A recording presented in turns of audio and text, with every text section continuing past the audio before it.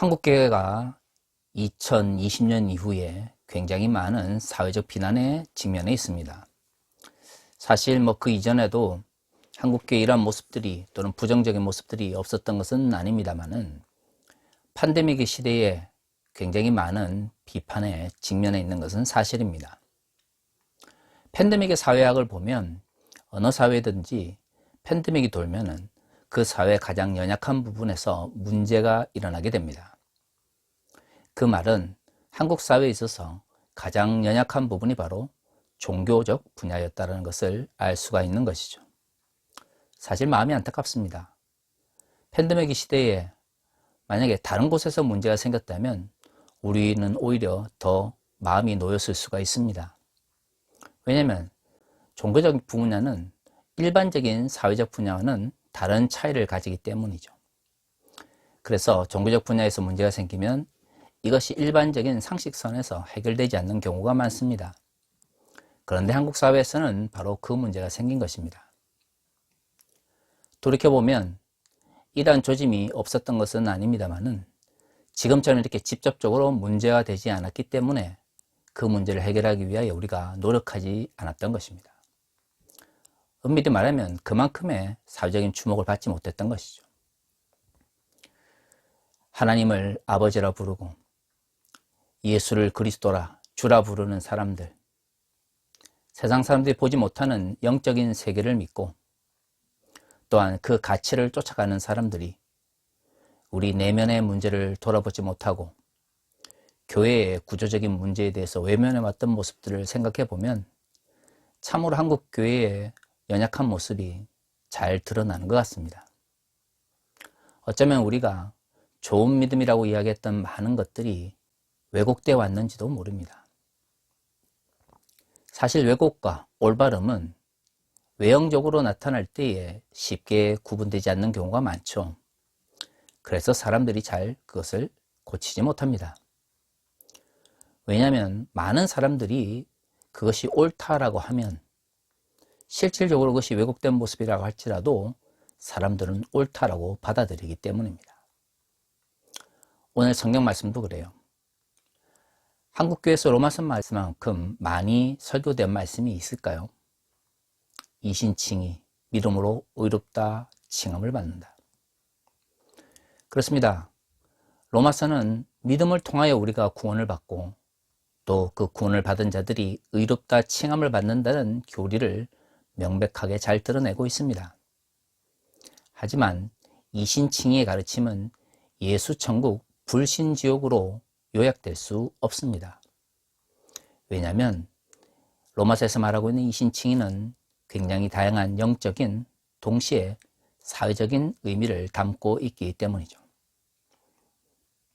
과거 군사 독재 시대 한국 사회에서 정치적인 것, 사회적인 것을 마음껏 이야기할 수 없는 사회적 분위기로 인해서 한국 교회마저도 이러한 이야기들을 그저 심리적이고 그리고 개인적이며 내면적인 믿음의 문제로 제한시켜 두었습니다. 바로 그처럼 우리가 구원의 총체성을 이야기하면서도 내면적이고 개인적이며 심리적인 믿음을 집중할 수밖에 없었던 것이 한국교회 현실이었던 것입니다. 우리가 읽은 본문의 말씀은 분명하게 어떻게 그리스도인들이 구원을 얻는지에 대해서 말하고 있습니다. 바울은 이야기합니다. 우리가 율법과 같은 어떤 외형적인 규칙을 지킴으로써 구원을 얻는다고 한다면 그 어느 누구도 구원을 얻을 사람이 없다라는 것입니다. 그렇습니다. 저는 바울의 가르침을 믿습니다. 사실 이 세상을 살아가다 보면 우리 자신이 정직하다고 해서 얼마만큼의 절대적 정직함을 유지할 수가 있겠습니까? 인간이 말하는 선이니 악이니 올바름이니 그름이니 이 모든 것들은 상대적인 것입니다. 내가 타인과 비교해 봤을 때 조금 더 나은 것이고 내가 타인과 비교했을 때 조금 더 부족한 것이죠. 절대적 선과 절대적 악은 이 세상 속에서 큰 의미를 가지지 않습니다. 하지만 인간의 상대적인 악과 선의 문제가 무의미한 것은 아닙니다. 바로 이 부분에 있어서 근본주의 기독교의 영향을 받고 있는 한국교회가 큰 문제에 처해 있는 것이죠. 성경은 구원의 문제를 다룰 때 항상 하나님의 관점 속에서 이야기를 하십니다. 하나님께서 보실 때 의인은 없고 오직 부족한 죄인만이 있을 뿐이죠. 그렇습니다. 그래서 하나님의 은혜가 필요한 것입니다. 믿음은 우리가 가지는 것이 아니라 하나님의 선물로 주어졌다라고 성경의 여러 구절에서 말하고 있습니다. 아우구티누스의 말대로 우리의 믿음 역시도 하나님의 은총의 결과인 것이죠. 아우구티누스처럼 은총의 3단계를 주장하지 않는다 할지라도 우리가 눈에 보이지 않는 하나님을 믿고 2000년 전 유대 땅에서 돌아가신 예수 그리스도를 나의 주라고 고백할 수 있는 것은 하나님의 은총 그리고 하나님의 선물일 수밖에 없습니다. 하지만 로마서가 말하고 있는 구원론은 윤리적 측면에서 문자 그대로 적용될 수 있는 것이 아닙니다. 무슨 말이냐면 구원에 대해서 로마서가 이야기할 때는 언제나 하나님의 관점 속에서 절대적인 선과 악에 대해서 이야기를 합니다. 하지만 그리스도인의 삶의 문제를 이야기할 때는 언제나 우리의 현실 속에서 인간과 인간 사이의 상대성 속에서 선과 악의 문제를 이야기하는 것이죠. 그래서 인간의 죄인됨이 결코 인간이 이 사회 속에서 죄를 지어도 된다는 정당성을 제공하는 것이 아닙니다. 한국교회는 지금까지 그런 식으로 로마서를 이용해 왔습니다. 아니, 남용해 왔죠. 인간의 절대적 죄악을 이야기를 하면서 목사나 교회 지도자들이 잘못을 저질렀을 때 스스로 그 잘못을 용서해 줄 것을 성도들에게 강요하는 방식으로 성경의 말씀이 남용되어 왔습니다. 믿음이 특정한 사람들의 이익을 위해서 잘못 사용되어진 것이죠. 우리가 로마서 1장부터 살펴본 것처럼 우리가 로마서를 통해서 수없이 많이 인용되거나 또는 적용되는 말씀들이 얼마만큼 로마서의 원래 의도를 왜곡하고 있는지를 우리는 살펴보았습니다. 오늘 우리가 읽은 이 본문의 말씀, 즉 인간의 죄악됨과 하나님의 은총의 문제도 마찬가지입니다. 오늘 로마서에서 말하고 있는 죄인됨이라고 하는 것은 로마서 1장과 2장에서 언급했던, 즉 고난 가운데서도 그들의 믿음이 로마 제국 전역에 널리 알려지게 되었다라고 하는 긍정적인 이야기와 그럼에도 불구하고 그 가운데 하나님께서 기뻐하지 아니하시는 죄악된 모습이 있다라고 하는 두 가지 로마 교회의 현실에 기반해 오늘 말씀이 선포되고 있습니다. 바울은 이야기합니다. 너희 믿음이 귀하긴 하지만 너희 가운데 죄악들이 있다라는 것이죠. 그것을 내버려야 하는데 로마 교회에 보다 근본적인 문제가 발생합니다. 타인을, 즉 죄를 짓는 다른 사람을 향해서 손가락질하고 비난하는 사람들이 있습니다. 문제는 이들이 그들보다 좀 더 바르게 살기 위해서 노력하느냐, 그것이 아닙니다. 그들도 똑같은 죄악을 저지르면서도 타인을 비판하는 것이죠. 그래서 바울은 이야기합니다. 그런 식으로 동일한 죄를 저지르면서 타인을 손가락질하고 비판하는 그 사람을 향해서 말을 합니다. 너희는 비판하지 말라. 또 다른 문제가 있습니다. 그렇게 동일한 죄를 지으면서도 타인을 비판하는 사람이 자기 자신을 향해서는 나는 유대인이기 때문에 하나님의 구원을 받는다라고 이야기를 합니다. 바울이 그들을 향해서 이야기를 합니다. 하나님께서 그들에게 하나님의 법을 주셨다라는 것이죠. 하나님께서 은총을 주신 그 법 때문에 사람들이 죄인임을 깨닫게 되고 하나님께로 나올 수 있게 되고 그래서 하나님의 은총을 간구할 수 있게 되었습니다. 하지만 유대인이기 때문에 먼저 법을 받고 하나님께 나올 수 있게 됐다는 것이 곧 유대인이기 때문에 무조건적으로 구원을 받는다는 것을 의미하지는 않습니다. 구원은 하나님의 선물이기 때문에 하나님의 심판이 먼저 유대인에게도 임하지만 동시에 예수 그리스도의 오심과 함께 이방인에게도 복음이 전파되면서 하나님의 뜻을 알게 된 이들이 구약시대의 유대인처럼 하나님께 나오게 된 것이죠. 그래서 바울은 이야기합니다. 먼저 하나님을 알고 스스로 죄악됨을 알게 된 유대인들이 복되지만 동시에 예수 그리스도 오신과 함께 그 복음을 듣고 하나님께 나오게 된 이방인들도 하나님께서 보시기에 아름답다라는 것이죠. 먼저 하나님께서 주신 은혜가 유대인들에게 임했지만 그러나 그것은 또한 이방인들에게 동시에 오는 것입니다. 그런 유대인들을 향해서, 즉 로마 교회에서 그리스도인이라고 말을 하면서 유대인으로서의 구원론에 집착해 있는 사람들을 향해서 오늘의 본문의 말씀이 선포되고 있습니다. 그런즉 자랑할 데가 어디냐? 있을 수가 없느니라. 무슨 법으로냐? 행위로냐? 아니라 오직 믿음의 법으로니라. 타인을 비판하면서 동일한 죄를 짓는 사람들, 그러면서도 스스로는 유대인으로서 그리스도인이기 때문에 자신은 구원을 받는다는 사람들을 향하여 바울은 이야기합니다. 우리가 믿음을 통하여 구원을 받게 되었는데 그것이 우리의 자랑이 될 수 있느냐? 그 말은 무엇을 이야기를 합니까? 유대인이기 때문에 구원을 얻는 것이 아니라는 것입니다. 하나님을 믿고 의인이 되어서, 아니 의인으로 칭함을 받아 그리스도인이 되었습니다. 그래서 우리는 하나님께서 기뻐하지 않는 죄악을 물리쳐야 합니다. 그런데 그리스도인이라고 말을 하면서 그러한 죄악에서 벗어나지 않은 사람들이 타인을 비판하고 있는 것이죠. 그런 사람들에게는 유대인이라고 하는 것이 또 하나의 자랑입니다. 그들에게는 그리스도인이라고 하는 것이 또 하나의 자랑입니다. 하나님의 은혜로 구원을 받았다고 하는 사람들이 나는 그리스도인이기 때문에 타인보다 더 우월하고 나는 유대인이기 때문에 타인보다 더 우월하다고 하는 자랑에서 벗어나지 못하는 것이죠. 사실 바울이 굉장히 부드럽게 이야기를 하고 있어서 그렇지 엄밀히 이야기를 하면 그것은 기독교적 믿음이 아닙니다. 그래서 바울이 이야기를 합니다. 하나님은 유대인만의 하나님도 그리고 이방인들만의 하나님도 아닌 유대인과 이방인의 하나님이라는 것이죠. 무슨 말입니까? 믿음으로 구원을 받았다고 하는 것은 결국 민족의 차별과 혐오를 넘어서는 은총에 기반하고 있다는 것입니다.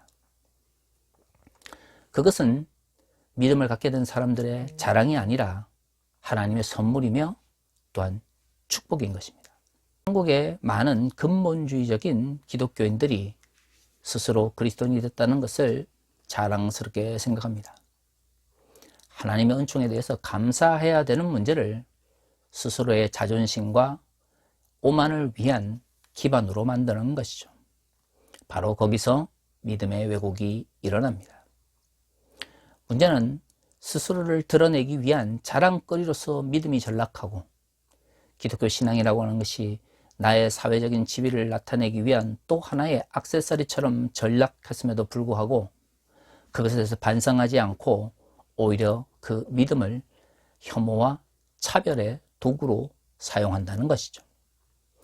바울이 인간의 죄악됨을 이야기하고 하나님의 은총을 이야기하는 것은 결국 우리가 자랑할 것이 없다라는 것을 나타내며 동시에 그것은 믿음을 가진 자가 차별과 혐오의 도구로서 믿음을 사용해서는 안 된다는 것을 의미하고 있습니다.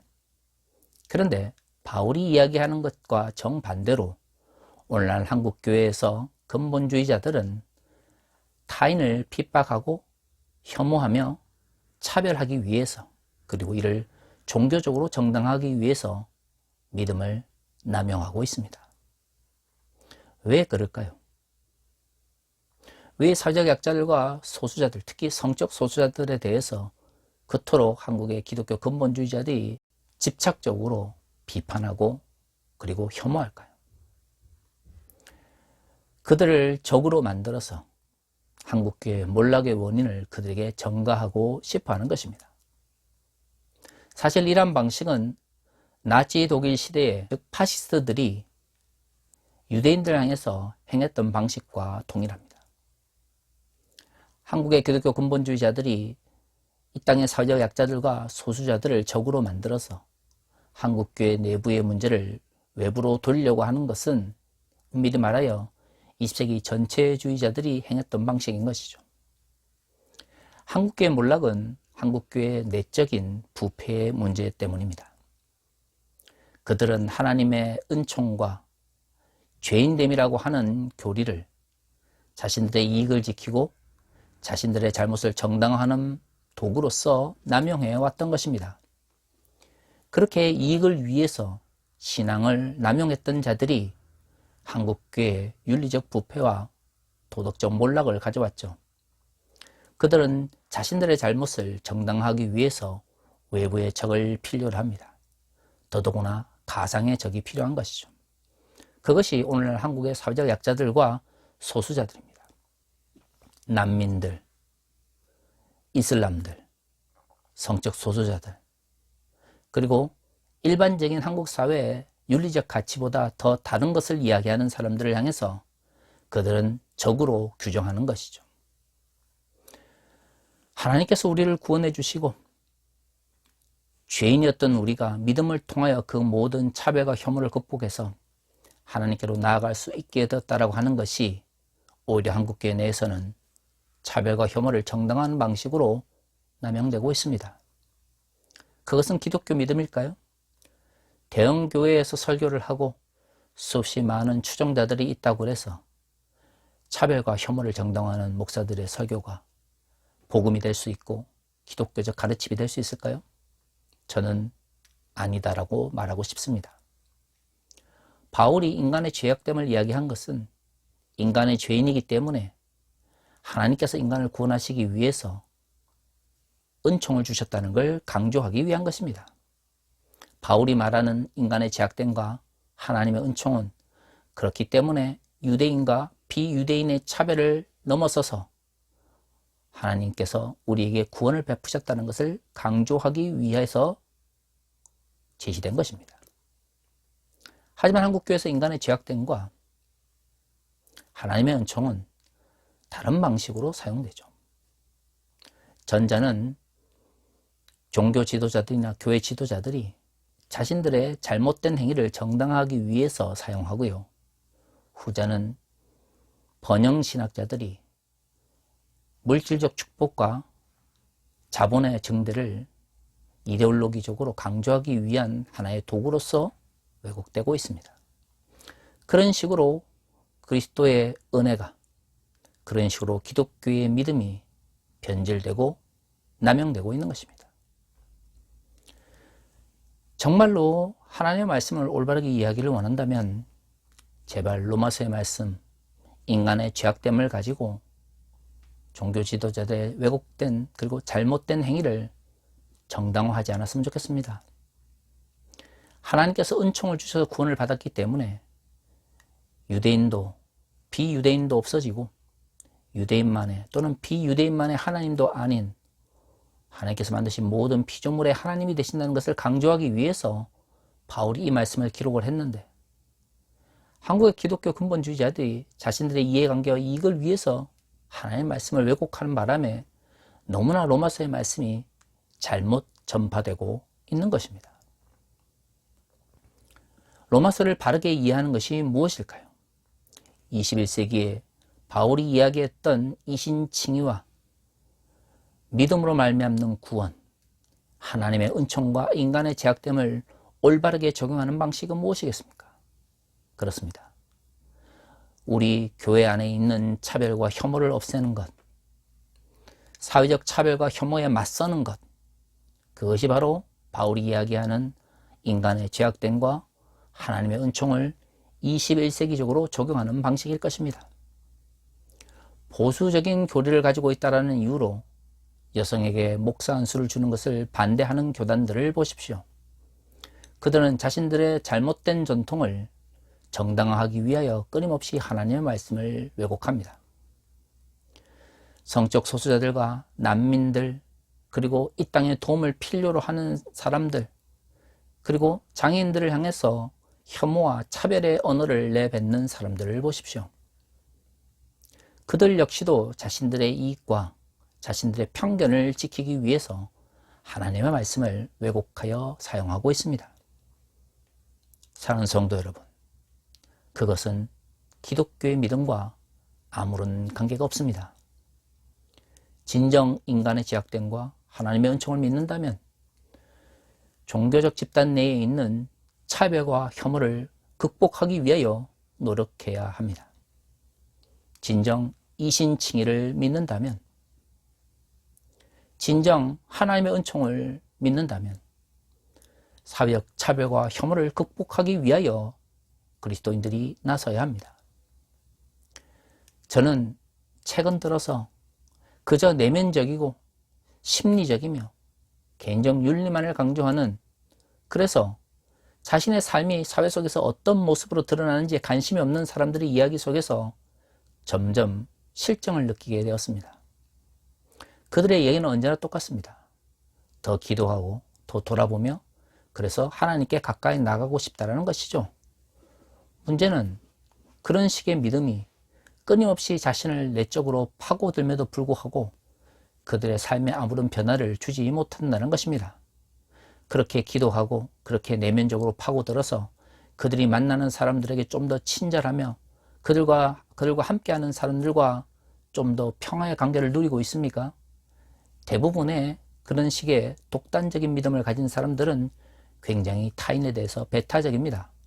교회만 벗어나면 모든 사람들을 적으로 돌리는 경우가 많습니다. 그것이 진정한 기독교적 성찰이며 믿음일까요? 저는 아니다라고 생각을 합니다. 이제 한국 교회가 변해야 됩니다. 더 이상 로마서가 차별과 혐오를 정당하는 말씀으로 왜곡되거나 변질되어서는 안 됩니다. 우리의 믿음을 우리의 이해관계나 이익을 위해서 왜곡해서 사용해서도 안 됩니다. 하나님을 정말로 두려워하며 믿고 나아가는 그리스도인이라면 이신칭의를 왜곡하는 믿음의 남용에 대해서 고민해 보아야 됩니다. 하나님의 은혜를 자신의 이해관계를 증대시키기 위한 방식으로 왜곡하는 목사들에 대해서도 돌아봐야 됩니다. 그렇게 비판적인 관점 속에서 한국교회를 바라볼 때에, 그렇게 자기 자신의 문제를 끊임없이 성찰할 때에, 그리고 그 왜곡된 신앙을 버리고 올바른 하나님에 대한 믿음을 가지고 이 사회의 차별과 혐오의 문제를 돌아볼 때 진정 한국교회는 새롭게 출발할 수가 있습니다. 다 같이 기도하겠습니다.